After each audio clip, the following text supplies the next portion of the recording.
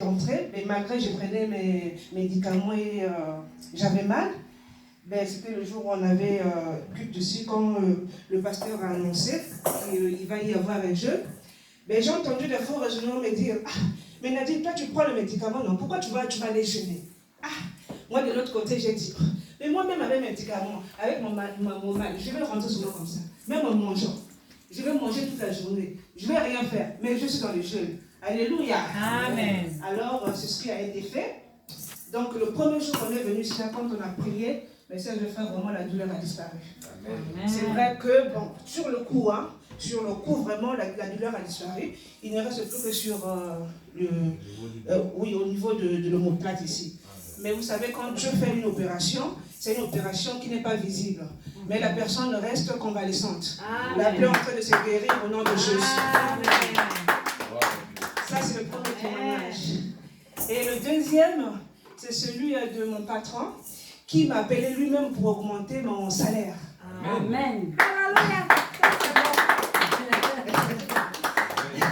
Mes frères et sœurs, j'ai un travail en privé que j'effectue tous les dimanches. Donc, quand je reviens de l'église, on me dépose, je travaille et puis je pars à la maison. Tous les dimanches, c'était presque pareil. Donc, ça fait une semaine que j'étais partie travailler là-bas et le patron m'appelait pour demander de mes nouvelles, sachant que j'étais malade. Il m'appelle, il me dit, mais Nadine, comment vas-tu? Je dis, non, mais ça va bien. Ça va bien. Bon, écoutez, vous devrez augmenter les heures. Et là, j'avais mal compris. J'ai dit, oui, normalement, je vois que votre maman a besoin de 2 fois les interventions par semaine. Il me dit, non, je ne te parle pas de ça. Je parle de l'augmentation de ton salaire. Amen. Ah bon? Augmenter, oui, le prix de l'heure. Ah bon? Mais j'ai jamais vu ça. Que Dieu soit loué. Il peut négocier avec son salarié, augmentation. Vraiment, j'ai jamais vu ça. Vraiment, j'ai loué Dieu pour ça. Il m'a dit, on passe à combien? Mais dans le temps, avant que je ne travaille, j'avais mis mon nom à Internet pour travailler, ben, j'avais mis un prix comme ça, 10 €, 10 € l'heure. Mais là, il me demande, veux-tu qu'on augmente à combien? Et j'ai dit 15 €. Ben oui, on passe à 15 €. Amen. J'ai dit, Dieu est bon, il faut que je monte le compte. De l'autre côté, il me disait, dis 12 €. J'ai dit, non, Dieu est gros, j'augmente. Au nom de Jésus. Amen. J'ai augmenté à 15 €. Donc, vraiment, Dieu ne m'a pas abandonné. Amen. Chaque fois que je revenais de sa maison, je partais travailler et Dieu vraiment a mis la main. Mais c'est le frère, soyons patients, continuons de chercher, ne nous fatiguons pas. Ça fait 5 ans que je travaille là-bas. Il y avait des personnes qui me disaient, mais Nadine, mais toi, depuis que tu travailles là-bas, seulement 10 ans. Hein? Il faut augmenter. J'ai dit, Dieu-même choisira le temps. Je ne suis pas pressée. Parce que si moi-même j'allais demander, peut-être qu'il allait dire 13 €. Ou encore il allait me chasser. Mais lui-même, il est venu vers moi parce qu'il a été touché par Dieu. Amen. Donc, voilà le témoignage. Vraiment que le bon Dieu soit loué et que nous... Acclame pour le Seigneur Jésus. Alors, le troisième témoignage, c'était quoi? En fait, un jour, on est parti à la poste, à la grande poste avec maman Vicky. Donc, c'est pour vous dire que nous sommes les enfants du roi, et nous sommes les rois. Amen. Nous sommes la tête et non la queue. Donc, nous sommes partis à la grande poste. Il y avait du monde, vraiment tout le monde. Et donc, quand je suis arrivée, on était avec la sœur Vicky. Elle m'a vu traîner un peu à parler. Elle m'a dit, Nadine, après ici, on va faire quoi? J'ai dit, non, on va aller faire la queue pour faire l'opération. Elle est partie se mettre là-bas. Quand elle est partie se mettre, il y avait vraiment du monde. Elle est venue se mettre devant. Moi, j'arrive, j'ai dit, oh, mais maman Vicky, mais pourquoi tu arrives à aller faire la queue? Parce que elle m'a dit, toi, tu restes tranquille. On est la fille du roi ou pas? J'ai dit, mais moi, les choses de honte là, on va nous dire, oh, madame, vous venez, toi, vois seulement ce que Dieu va faire. Alléluia. Amen. Dieu est merveilleux. Vraiment, quand on y croit vraiment, soit on n'a pas de doute, vraiment, Dieu agit. Alors, donc, quand c'était maintenant le tour de la personne de passer à la caisse, alors, un monsieur qui était même devant, il passe. Le monsieur de la poste dit, oh, répartez, vous n'avez pas vu que la fille était depuis longtemps là? Alléluia. Amen. Dieu nous a rachetés, il nous a justifiés. Amen. Il dit, elle était là depuis longtemps. Allez, vas-y. Toi, tu restes. Mais vraiment, C'est pour ça qu'on dit que Dieu fait grâce à qui il veut, quand il veut. C'est pas parce que tu es milliardaire qu'on va te faire grâce. C'est pas parce que tu t'es arrivé en premier, on va te faire grâce. Mais il choisit. Je peux être comme ça, mais dis-le, Nadine, aujourd'hui tu es pasteur. Ne cherchez pas à savoir. Elle a étudié où? Depuis quand? Écoutez seulement. Alléluia. Voilà les témoignages, peuple de Dieu. Restez en Gloire à Jésus. Gloire à Jésus. Gloire à Jésus. Gloire à Jésus. Nous rendons donc toute la gloire à Jésus de ce témoignage.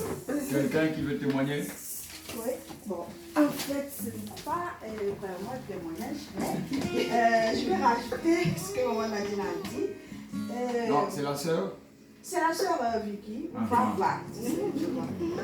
En fait, j'aimerais, bon, le témoignage de maman Nadine m'a donné chaud au cœur, donc je vais rajouter quelque chose.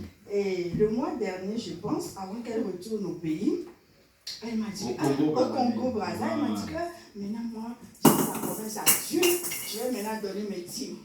J'ai dit, si c'est Dieu qui t'a mis ça sur ton cœur, mais il va falloir le faire. Donc, un jour, je suis là, c'était dimanche, elle est venue me voir avec qui vient. Voilà, j'ai mon argent, c'est le dîme. Je vais donner. J'ai dit, si ça vient de ton cœur, donne. Moi, je sais que Dieu ne trahit jamais. Dieu honore toujours sa parole. Donc, moi, je lui ai donné l'enveloppe, elle a mis sa dîme dedans et elle a déposé. Donc, moi, je pense que c'est à travers ce dîme que Dieu a fait augmenter son salaire. Amen. Donc, je demande à tout un chacun ici, compris moi, d'honorer les dîmes. C'est très important. Amen. Amen. Vous savez que la dîme, c'est donc les prémices qu'on donne à Dieu. C'est-à-dire qu'il y a deux façons de dîme.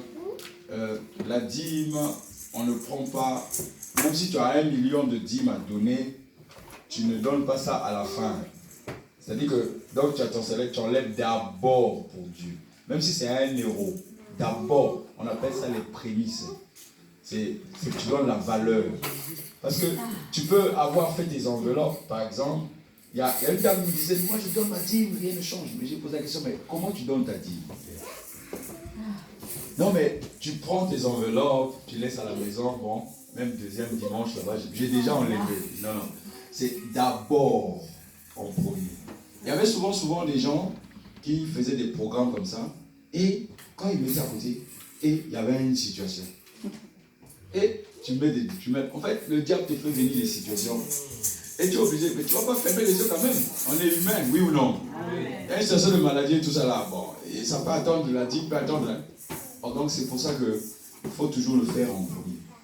C'est quelque chose que nous pratiquons tout le temps. Alléluia. Alors, un autre témoignage. Ils l'ont vaincu grâce au sang de Jésus et à cause de la parole de leur témoignage. C'est-à-dire que quand tu témoignes, ça veut dire que tu es convaincu que c'est Dieu qui a fait. C'est-à-dire, le témoignage, c'est quand tu l'as vécu là, quand tu viens parler, c'est-à-dire tu es convaincu que ça a réussi là, c'est Dieu qui a fait. Alléluia. C'est ça, c'est ce que ça veut dire témoignage. C'est tu témoignes, tu es rassuré, c'est le Seigneur qui a fait. C'est pas un homme. Un témoignage. Bonsoir, peuple de Dieu. Bonsoir. Je bénis Dieu ce soir.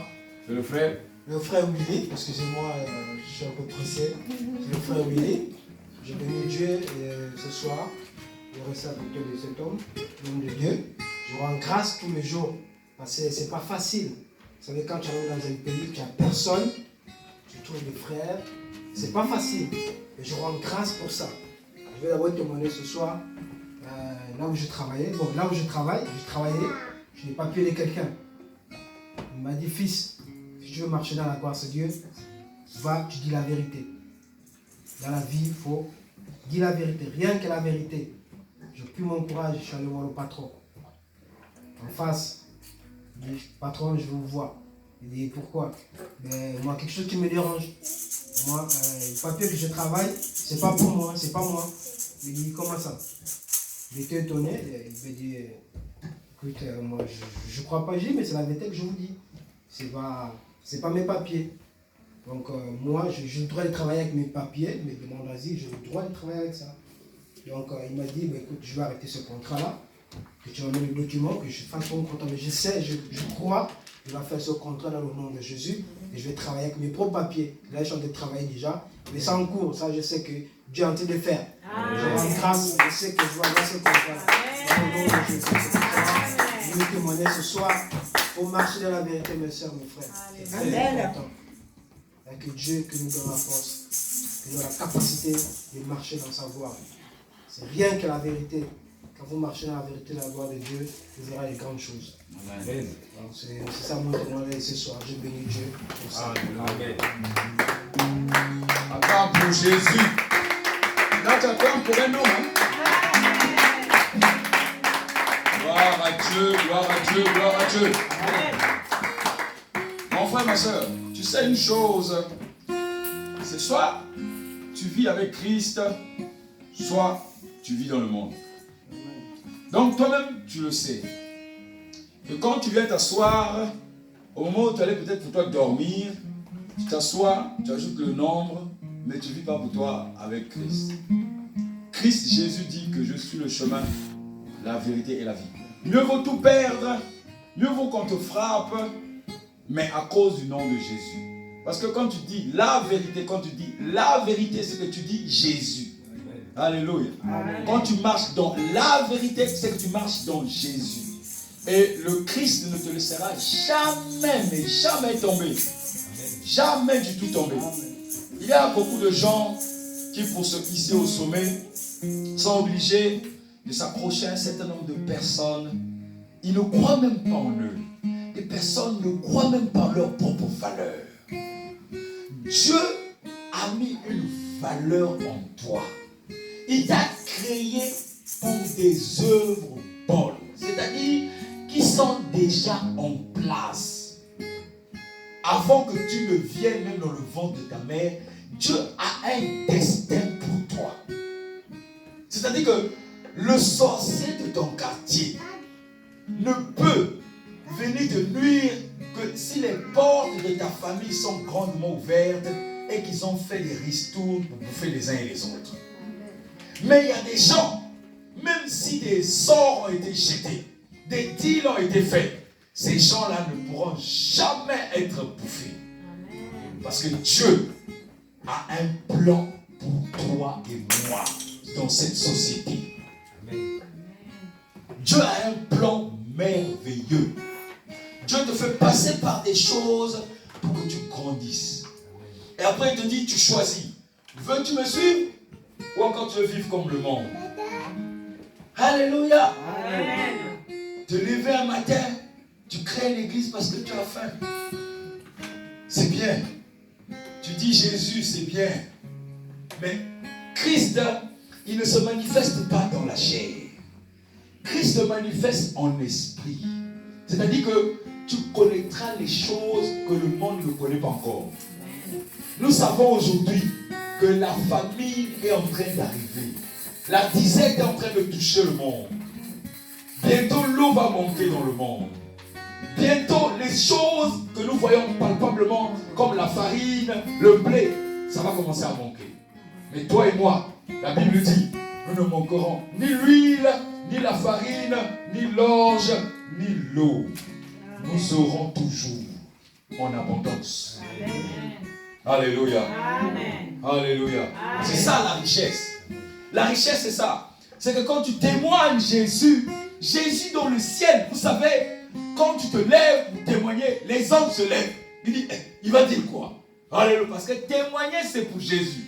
Quand tu te mets debout, les anges là-bas au ciel se mettent debout. Tes anges se mettent debout. Et tu viens, tu commences à parler. Les anges dansent autour de toi. Parce que tu proclames la puissance du nom de Jésus. Amen. Quand tu vas sortir, ce que tu as dit aujourd'hui, le Seigneur va dire, quand je t'ai donné 1, tu as témoigné, je vais te donner 10. Reçois les 10. Reçois les 10. Reçois les 10. Reçois les 10. Reçois les 10. Reçois les 10. Reçois les 10. Reçois les 10. Au nom de Jésus. Alléluia. Amen. Quelqu'un qui t'a donné un franc, tu es venu lui rendre son franc avec les intérêts. Mais demain, il va te donner 10 francs. Parce que c'est que lui, il a ses intérêts là-dedans. Oui ou non? Amen. Après, il va te donner 100. Après, il va te donner 1000. Parce qu'il faut que tu es fidèle. Il y avait 10 lépreux. Jésus les a soignés, guéris. Un seul est revenu, un seul. Les 9, comme ils ont eu la santé, ils ont festoyé, ils sont partis. Et un est revenu chez lui. Ah, il n'y a que toi qui es revenu. Alléluia. Amen. C'est ça le témoignage. Le témoignage, c'est pour revenir dire ce que Dieu a fait. Et mon Jésus est fidèle. Moi, je connais cette chanson, peut-être tu ne la connais pas. Mais toi, tu connais la chanson de Jésus est bon, non? Tu connais la chanson de Jésus est bon ou pas? Oui. Chante là, je le vois. Non, laisse fidèle, Jésus est bon. Tu connais pas la chanson de Jésus est bon? En adoration, oui. Vas-y, chante. Oh mon Dieu, tu es bon. Oh mon Dieu, tu es bon. Oh mon Dieu, Tu es bon pour moi, tu es bon. Tu es bon, tu es bon. Tu es bon pour moi, tu es bon.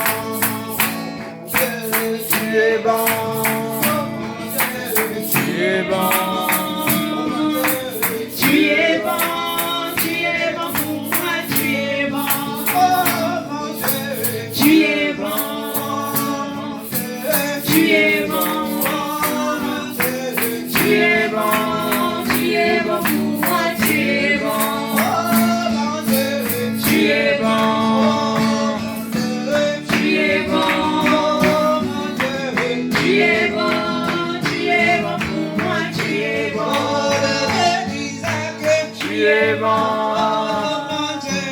Tu es bon, tu es bon. Tu es bon pour moi, tu es bon.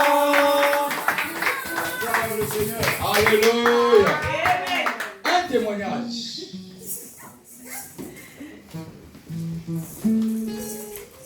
Tu peux jouer ton son acoustique de fond pendant le témoignage, il n'y a pas de problème. Tu témoignes aussi à travers ton son acoustique.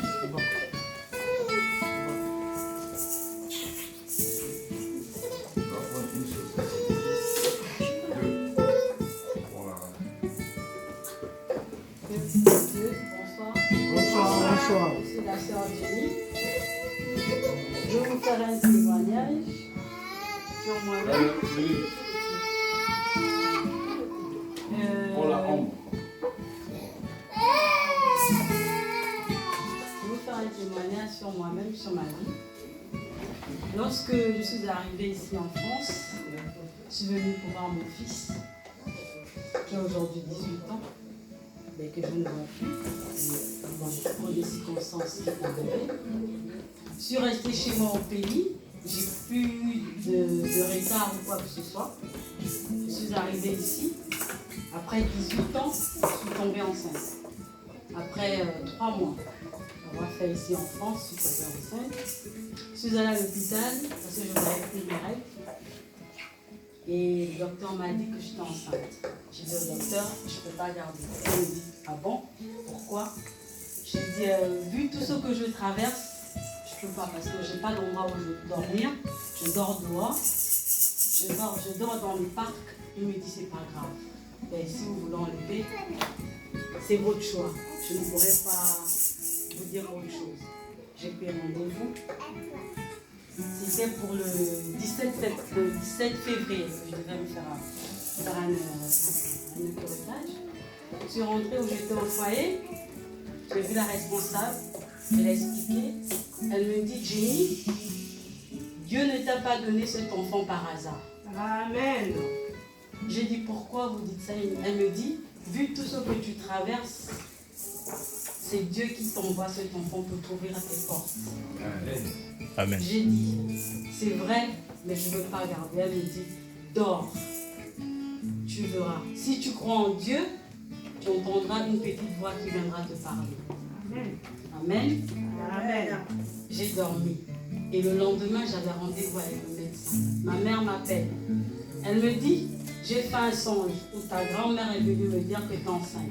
Et si tu enlèves, tu partiras avec cette grossesse. Et je réfléchis, je tourne. Il est 7 h du matin. Je dis, qu'est-ce que je fais, Seigneur? Je vais où je veux pas. Un cœur me dit, va. Je suis arrivée devant le médecin. Le médecin me regarde et me dit, je ne peux pas te faire le curettage.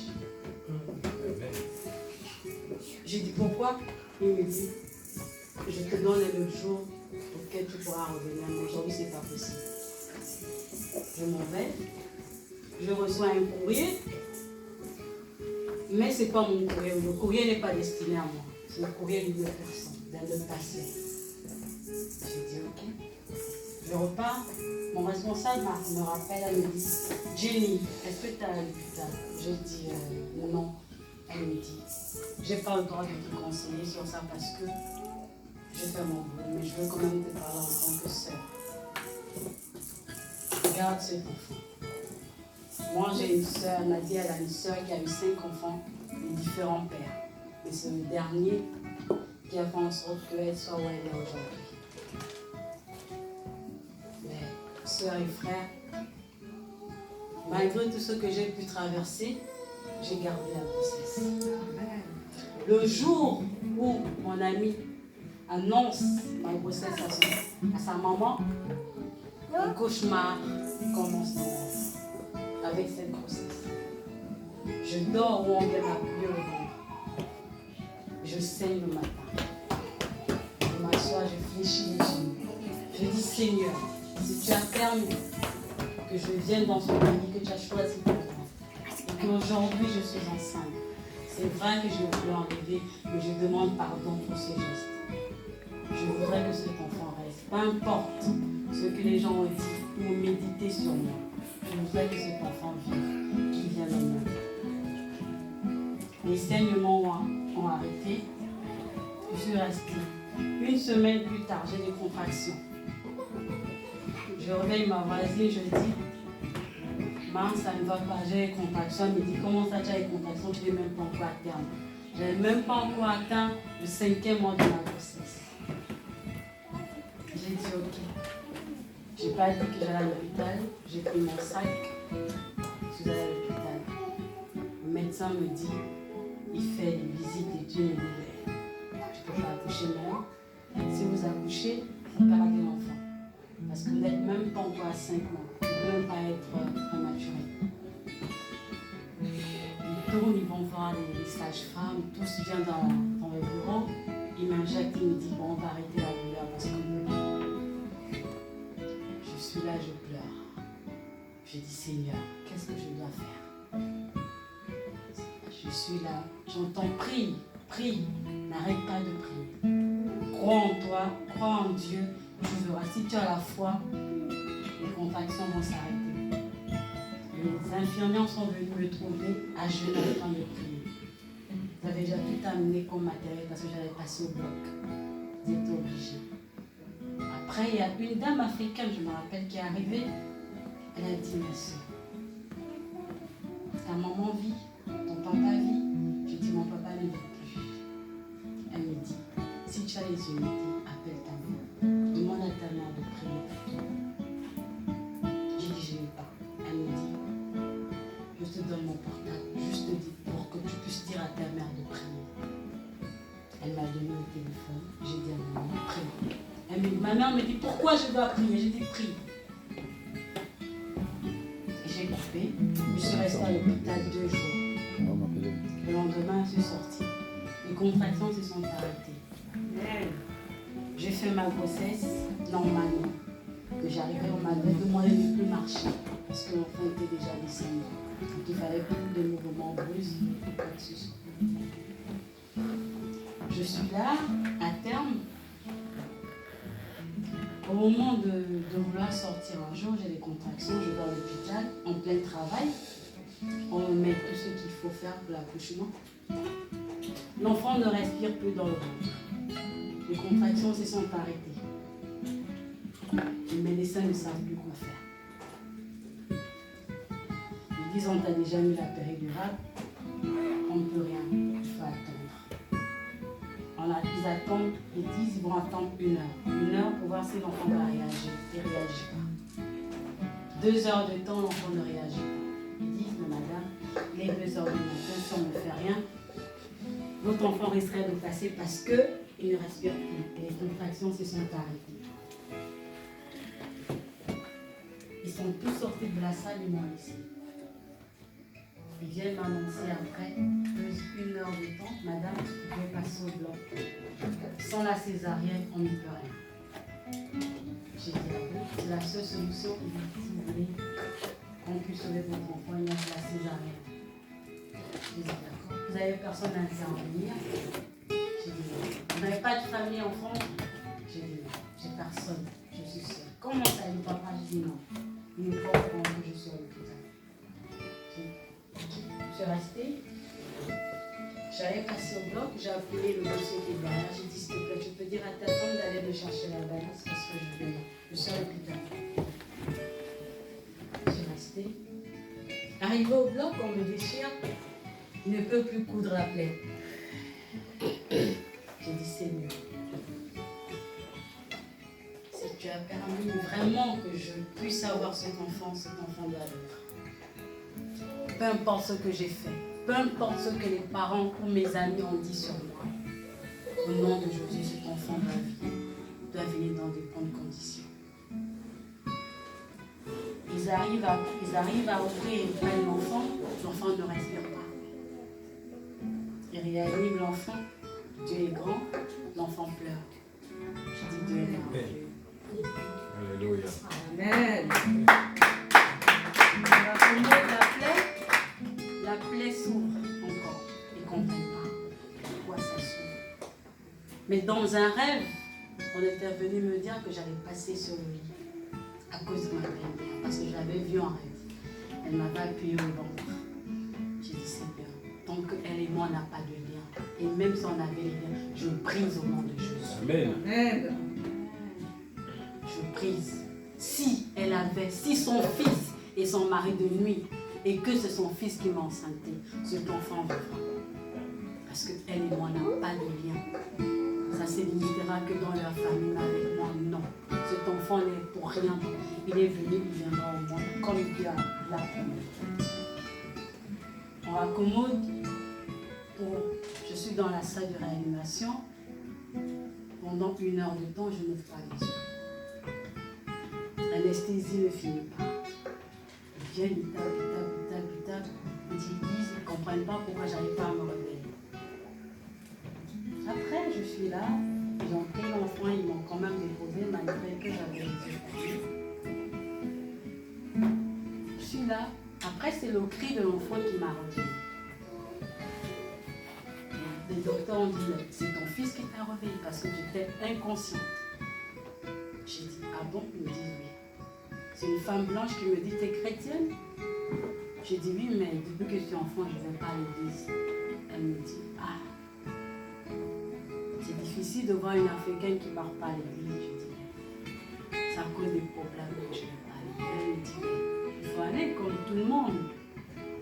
À la grande cathédrale, il y a beaucoup de trucs. Tu demandes à tes frères africains, ils te diront. J'ai dit, ok. Arrivé dans la salle avec mon bébé, je recommence à saigner. Le docteur veut que je repasse au bloc. Parce que je saigne.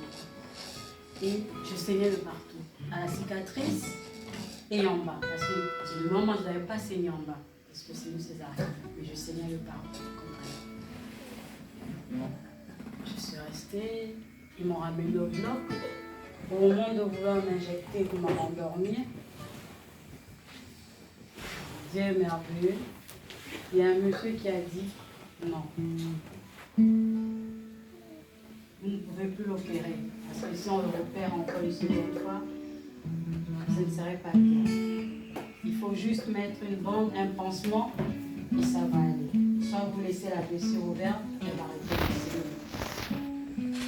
Mes frères et sœurs, c'est pour vous dire que Dieu est merveilleux. Lorsqu'il a prévu quelque chose pour vous, peu importe le temps, peu importe l'année, ça arrive. Moi, je ne savais pas qu'après 18 ans, je pouvais encore tomber enceinte. Parce que je n'attrapais même pas un retard quand j'étais au pays. Comme on dit, il a fallu que je me déplace pour venir ici pour tomber enceinte. Dès que j'ai eu des rapports, excusez-moi du terme, avec un homme, je suis tombée enceinte. Je dis gloire à Dieu, je remercie l'Éternel de me donner ce magnifique fils. Et un autre témoignage, c'est que, comme on dit, je travaille avec des papiers qui ne m'appartiennent pas. J'ai dit au frère Willy, je suis fatiguée de marcher, de me faire manier à cause d'une personne. Je suis fatiguée, il me dit, qu'est-ce que tu dois faire? Je vais aller dire. Et quand j'arrive à mon lieu de travail, je trouve le directeur de l'entreprise qui est là. Il me dit, c'est quoi, tu es poursuivi par la police? Je dis non, j'ai juste un souci. Il me dit, lequel? Je dis, ben, les papiers. Il me dit, quel papier? La police est derrière vous ou bien on vous a arraché votre sac ou quoi que ce soit? Je dis non, c'est juste que les papiers que j'ai ne sont pas. Il me dit, ah bon? Comment ça?